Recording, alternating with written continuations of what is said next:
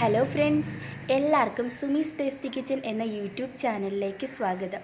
ഇന്ന് ഞാനിവിടെ വന്നിരിക്കുന്നത് വളരെ ഈസി ആയിട്ടുള്ളൊരു മെത്തേഡ് ഉപയോഗിച്ച് നമുക്ക് പ്ലം കേക്ക് തയ്യാറാക്കി എടുക്കാം. പെട്ടെന്ന് തന്നെ തയ്യാറാക്കാൻ പറ്റിയ കേക്കാണ്, മാത്രമല്ല വളരെ ടേസ്റ്റിയാണ്. ഈ ഒരു കേക്ക് ഒരുപാട് പേര് റിക്വസ്റ്റ് ചെയ്തിട്ടുണ്ടായിരുന്നു. നമ്മളിന്ന് ഈ കേക്ക് തയ്യാറാക്കുന്നത് ഗോതമ്പ് മാവ് വെച്ചിട്ടാണ്. നിങ്ങൾക്ക് ഗോതമ്പ് വേണ്ട, മൈദ മതിയെങ്കിൽ ഇതേ അളവിന് തന്നെ ഗോതമ്പിന് പകരം നിങ്ങൾ മൈദ ഉപയോഗിച്ച് ചെയ്യുക. പിന്നെ നമുക്ക് വീഡിയോയ്ക്ക് പോകുന്നതിന് മുമ്പായി ഇതുവരെയും ഈ ചാനൽ സബ്സ്ക്രൈബ് ചെയ്യാത്ത കൂട്ടുകാരുണ്ടെങ്കിൽ വേഗം തന്നെ സബ്സ്ക്രൈബ് ചെയ്യുക. സബ്സ്ക്രൈബ് ചെയ്യുമ്പോൾ നിങ്ങൾക്ക് കൂടെ ഒരു ബെല്ലൈക്കൺ കൂടി വരും. അതുകൂടി ഒന്ന് ക്ലിക്ക് ചെയ്ത് വെച്ചാൽ ഞാൻ വീഡിയോസൊക്കെ അപ്ലോഡ് ചെയ്യുന്ന സമയത്ത് നിങ്ങൾക്കത് മിസ് ചെയ്യാതെ കാണാൻ പറ്റും. അപ്പോൾ നമുക്ക് സ്റ്റാർട്ട് ചെയ്യാം. നമ്മുടെ പ്ലം കേക്ക് തയ്യാറാക്കാൻ വേണ്ടിയിട്ട് ആദ്യം തന്നെ ചുവട് കട്ടിയുള്ളൊരു പാത്രം എടുക്കുക. അതിലേക്കൊരു 3/4 കപ്പ് പഞ്ചസാര ഇട്ട് കൊടുക്കുക. നമ്മൾ കാരമലൈസാണ് ഇപ്പോൾ ചെയ്യാൻ പോണത്. ഇനി ഇതിലേക്ക് നമുക്കൊരു 3 ടേബിൾ സ്പൂൺ വെള്ളം കൂടി ഒഴിക്കാം.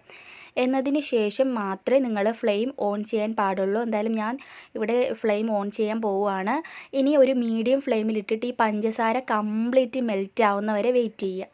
മെൽറ്റ് ആയതിന് ശേഷം നമുക്കൊന്ന് തീയൊന്ന് വെച്ച് കൊടുക്കുക. അപ്പോൾ പെട്ടെന്ന് ഇതുപോലെ ഒന്ന് പതഞ്ഞ് ഒരു ഗോൾഡൻ നിറം ആവാൻ തുടങ്ങും. കുറച്ച് സമയം എടുക്കും, ഒന്ന് വെയിറ്റ് ചെയ്തേ പറ്റൂ.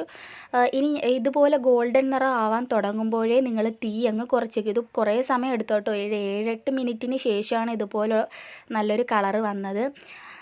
അപ്പോൾ നമുക്ക് കുറച്ച് നേരം ഗോൾഡൻ നിറം ആവാൻ തുടങ്ങിയിട്ടുണ്ട്. ഇനി നമുക്ക് തീ അങ്ങ് നന്നായിട്ട് കുറച്ച് വയ്ക്കാം. നല്ലൊരു ഗോൾഡൻ നിറം ആവാൻ തുടങ്ങുമ്പോഴേ തീ കുറയ്ക്കുക, അല്ലെങ്കിൽ ഇത് പെട്ടെന്ന് കരിഞ്ഞു പോവും. ഇനി തീ കുറച്ച് വെച്ചിട്ട് ഒരു നല്ല പോലെ ഒരു ഗോൾഡ് നിറം ആവട്ടെ. അപ്പോൾ നമുക്ക് ഇതിലേക്ക് വെള്ളം ചേർത്ത് കൊടുക്കുക. ഇപ്പോൾ കണ്ടോ, നല്ലൊരു ഗോൾഡൻ നിറം ആയിട്ടുണ്ട്. ഒരിക്കലും ബ്രൗൺ നിറം ആവരുത്. ബ്രൗൺ ആയി പോയാൽ കേക്കിന് കയ്പ്പ് രസം വരും. അതുകൊണ്ട് നിങ്ങൾ അത് ശ്രദ്ധിച്ച് ചെയ്യുക. ഇനി ഇതിലേക്ക് നമുക്ക് തീ കുറച്ച് വെച്ചേക്കാണ് വെള്ളം ചേർത്ത് കൊടുക്കുക. 1/2 കപ്പ് വെള്ളം വളരെ ശ്രദ്ധിച്ച് ചേർത്ത് കൊടുക്കുക. ഇനി നമുക്കെല്ലാം കൂടെ നന്നായിട്ടൊന്ന് മിക്സ് ചെയ്യാം. അപ്പോൾ നമ്മുടെ കാരമൽ ഇവിടെ റെഡി ആയിട്ടുണ്ട്. ഇനി നമുക്ക് തീ ഓഫ് ചെയ്തതിന് ശേഷം ഇത് കംപ്ലീറ്റ് ആയിട്ട് ചൂടാറുന്നവരെ വെയിറ്റ് ചെയ്യണം. എന്നതിന് ശേഷമാണ് നമ്മൾ ഇത് കേക്കിലോട്ട് ചേർക്കുന്നത്. അപ്പോൾ ഇത് കംപ്ലീറ്റ് ചൂടാറാൻ നമുക്ക് വെയിറ്റ് ചെയ്യാം. അപ്പോൾ നമുക്ക് നമ്മുടെ പ്ലം കേക്ക് തയ്യാറാക്കാൻ വേണ്ടിയിട്ട് തുടങ്ങാം. പ്ലം കേക്കിന് വേണ്ടിയിട്ട് ഞാൻ ഗോതമ്പ് മാവാണ് ഇവിടെ എടുത്തിരിക്കുന്നത്. ഇനി നിങ്ങൾക്ക് ഗോതമ്പ് വേണ്ട, മൈദ തന്നെ മതി എന്നുള്ളവർക്ക് ഇതേ അളവിന് തന്നെ മൈദ വെച്ചിട്ടും ഈ കേക്ക് തയ്യാറാക്കി എടുക്കാം. ഞാൻ എന്തായാലും ഗോതമ്പ് മാവാണ് എടുത്തേക്കുന്നത്. പക്ഷേ നല്ല ടേസ്റ്റി ആയിട്ടുള്ളൊരു കേക്കാണിത്. ഗോതമ്പിന് ചെയ്താലും വളരെ ടേസ്റ്റിയാണ്. നമുക്കിതൊരു അരിപ്പയിലോട്ട് ഇട്ട് കൊടുക്കാം. എന്നതിന് ശേഷം ഈ ഗോതമ്പ് മാവിൽ നിന്നും ഒരു 2 ടേബിൾ സ്പൂൺ ഗോതമ്പ് പൊടി നമുക്ക് മാറ്റാം. എന്നതിന് ശേഷം പകരം അതേ അളവിന് 2 ടേബിൾ സ്പൂൺ കോൺഫ്ലോർ ചേർത്ത് കൊടുക്കാം. നമ്മളിങ്ങനെ ചെയ്യുന്നത്, നമ്മൾ ഗോതമ്പ് പൊടി വെച്ച് ചെയ്യുന്നതുകൊണ്ട് കേക്ക് ഒന്നുകൂടി ഒന്ന് സോഫ്റ്റായി കിട്ടാൻ വേണ്ടിയിട്ടാണ് ഇങ്ങനെ ചെയ്യുന്നത്. മൈദയിലും ഇങ്ങനെ ചെയ്താൽ വളരെ ടേസ്റ്റിയാണ്. ഇനി ഇതിലേക്കൊരു 3/4 ടീസ്പൂൺ ബേക്കിംഗ് പൗഡർ ചേർത്ത് കൊടുക്കാം. ഇനി ഒരു പിഞ്ച് സോഡാപ്പൊടി ചേർത്ത് കൊടുക്കാം. ഒരു പിഞ്ച് ഉപ്പ് കൂടി ഇതിലേക്ക് ഇട്ട് കൊടുക്കാം. ഇനി എല്ലാം കൂടി നന്നായിട്ടൊന്ന് അരിച്ചെടുക്കുക. അരിക്കുന്നത് ഒരു ഇമ്പോർട്ടൻ്റ് ആണ്. കേക്ക് നല്ല പോലെ സോഫ്റ്റായി കിട്ടാൻ വേണ്ടിയിട്ടാണ് നമ്മളിത് അരിച്ചെടുക്കുന്നത്. ഇനി എല്ലാം കൂടെ നന്നായിട്ട് മിക്സ് ചെയ്തെടുക്കണം. നമ്മുടെ ബേക്കിംഗ് പൗഡർ, ബേക്കിംഗ് സോഡയും നമ്മുടെ ഗോതമ്പ് പൊടി എല്ലാം കൂടെ നന്നായിട്ട് മിക്സ് ആവണം, എല്ലാ ഭാഗത്തും എത്തണം. അപ്പോൾ എല്ലാം കൂടെ ഒന്ന് നല്ല പോലെ ഒന്ന് ഇളക്കി ഒന്ന് യോജിപ്പിച്ച് എടുക്കുക. ഇനി നമുക്ക് ഇതൊരു സൈഡിലോട്ട് മാറ്റി വയ്ക്കാം. ഇനി അടുത്തതായിട്ട് ഞാൻ കുറച്ച് ഡ്രൈ ഫ്രൂട്ട്സ് എടുത്തിട്ടുണ്ട്. ഉണക്കമുന്തിരി, കുറച്ച് പിസ്ത, ബദാമൊക്കെയാണ് ഞാൻ എടുത്തേക്കുന്നത്. നിങ്ങൾക്ക് വേണമെങ്കിൽ ഇപ്പം വേറൊന്നും ഇരിപ്പില്ലെങ്കിൽ ഈ ഒരു ഉണക്കമുന്തിരി മാത്രം വെച്ചിട്ട് നമുക്ക് ഈ കേക്ക് തയ്യാറാക്കി എടുക്കാം. പിന്നെ നമുക്ക് ഇഷ്ടമുള്ള ഏത് നട്ട്സ് വേണമെങ്കിലും ചേർത്ത് കൊടുക്കാം കേട്ടോ. അങ്ങനെ പ്രത്യേകിച്ച് ഇന്നത് തന്നെ ചേർക്കണമെന്നില്ല. ഏത് നട്ട്സ് നിങ്ങൾക്ക് വേണോ അതെല്ലാം ചേർക്കാം. എത്ര അളവ് വേണമെങ്കിലും ചേർക്കാം. അപ്പോൾ ഇതിൽ നിന്ന് ഞാൻ കുറച്ച് മാവെടുത്ത് നമ്മുടെ ഡ്രൈ ഫ്രൂട്ട്സിലിട്ടൊന്ന് മിക്സ് ചെയ്തിട്ടുണ്ട്. ഇങ്ങനെ ചെയ്യുന്നത് നമ്മൾ കേക്ക് അല്ലെങ്കിൽ ബേക്ക് ചെയ്യുന്ന സമയത്ത് ഈ ഡ്രൈ ഫ്രൂട്ട്സൊക്കെ അടിയിലായി പോവും. അങ്ങനെ വരാതിരിക്കാൻ വേണ്ടിയിട്ടാണ് നമ്മളിപ്പോൾ മാവിട്ടിട്ട് ഒന്ന് മിക്സ് ചെയ്ത് വെച്ചത്. ഇനി ഒരു ബൗളിലേക്ക് നമുക്കൊരു 2 മുട്ട എടുത്ത് പൊട്ടിച്ചൊഴിക്കാം.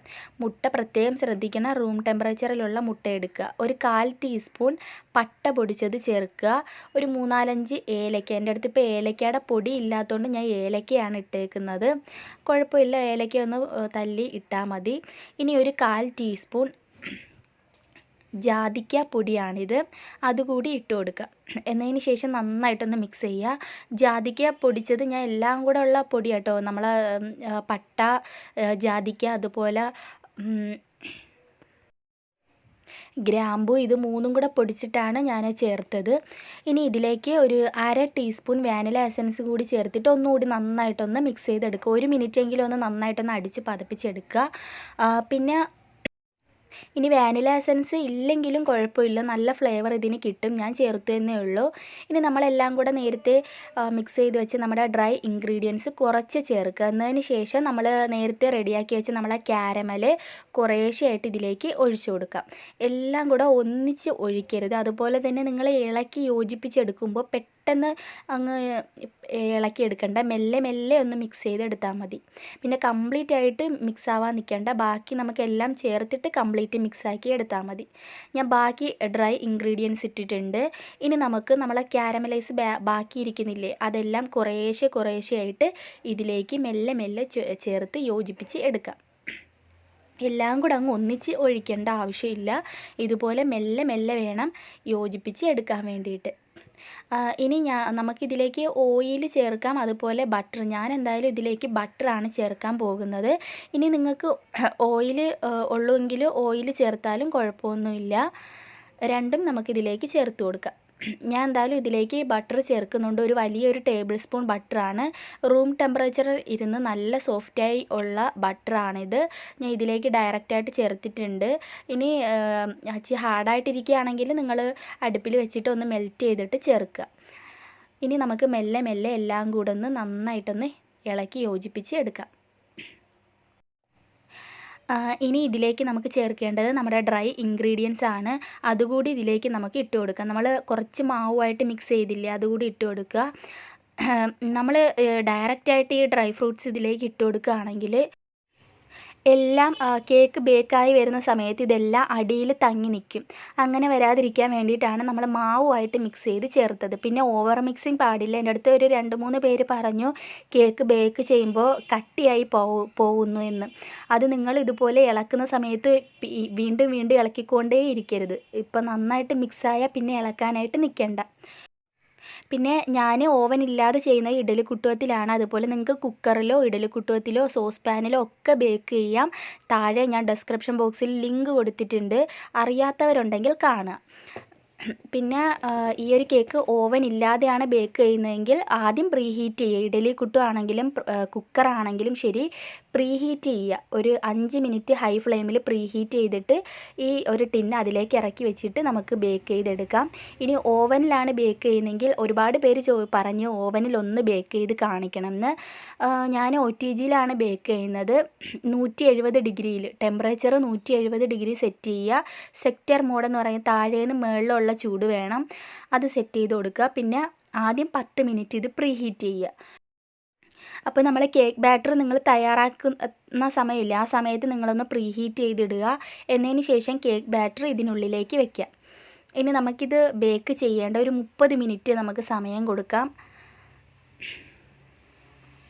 അപ്പോൾ ഓവൻ ഇല്ലാതെയും നമുക്ക് ബേക്ക് ചെയ്തെടുക്കാം. ഓവൻ ഇല്ലാതെയാണെങ്കിൽ ഒരു 30 മുതൽ 40 മിനിറ്റ് വരെ, ഒരു 30 മിനിറ്റ് കഴിയുമ്പോൾ നിങ്ങൾ തുറന്ന് നോക്കുക, ആയിട്ടുണ്ടെങ്കിൽ എടുക്കുക. ഇല്ലെങ്കിൽ ഒരു 5-10 മിനിറ്റ് കൂടി ഒന്ന് വെയിറ്റ് ചെയ്യുക. എൻ്റെ സൗണ്ടിന് കുറച്ച് മിസ്റ്റേക്ക് ഉണ്ട്, ഒന്ന് ക്ഷമിക്കുക.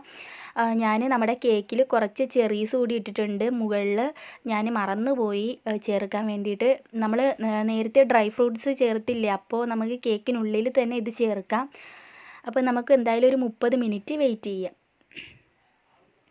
അപ്പം എന്തായാലും ഇവിടെ 30 മിനിറ്റ് ആയിട്ടുണ്ട്. നമ്മുടെ കേക്ക് ഇവിടെ ബേക്ക് ആയിട്ടുണ്ട്. കറക്റ്റ് 30 മിനിറ്റ് എടുത്തു.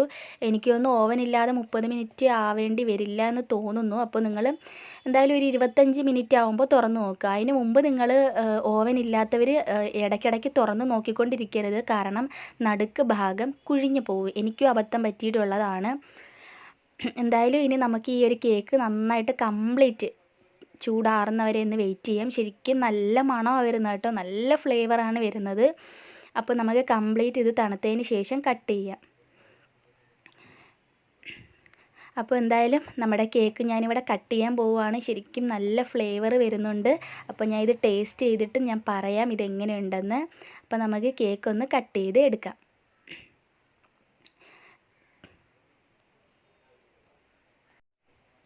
അപ്പോൾ നിങ്ങൾക്ക് വീഡിയോ ഇഷ്ടപ്പെട്ടിട്ടുണ്ടെങ്കിൽ താഴെ ലൈക്ക് ബട്ടൺ ഉണ്ട്. ആ ലൈക്ക് ബട്ടണിൽ അമർത്തി എല്ലാവരും ലൈക്ക് ചെയ്യുക. നിങ്ങൾ ലൈക്ക് ചെയ്താലല്ലേ എനിക്ക് മനസ്സിലാവും നിങ്ങൾക്ക് ഇഷ്ടമായെന്ന്. ലൈക്ക് ചെയ്യുക. അതുപോലെ തന്നെ ഈ ഒരു വീഡിയോ നിങ്ങളുടെ ഫ്രണ്ട്സ് ആൻഡ് ഫാമിലിക്കൊക്കെ ഷെയർ ചെയ്യാൻ ആരും മറക്കരുത്. പിന്നെ ഇതുവരെയും ഈ ചാനൽ സബ്സ്ക്രൈബ് ചെയ്യാത്ത കൂട്ടുകാർ വേഗം സബ്സ്ക്രൈബ് ചെയ്യുക. ഈ ഒരു സുമിസ് ടേസ്റ്റി കിച്ചൻ എന്ന ചാനലിലെ ഒരു അംഗമാവുക.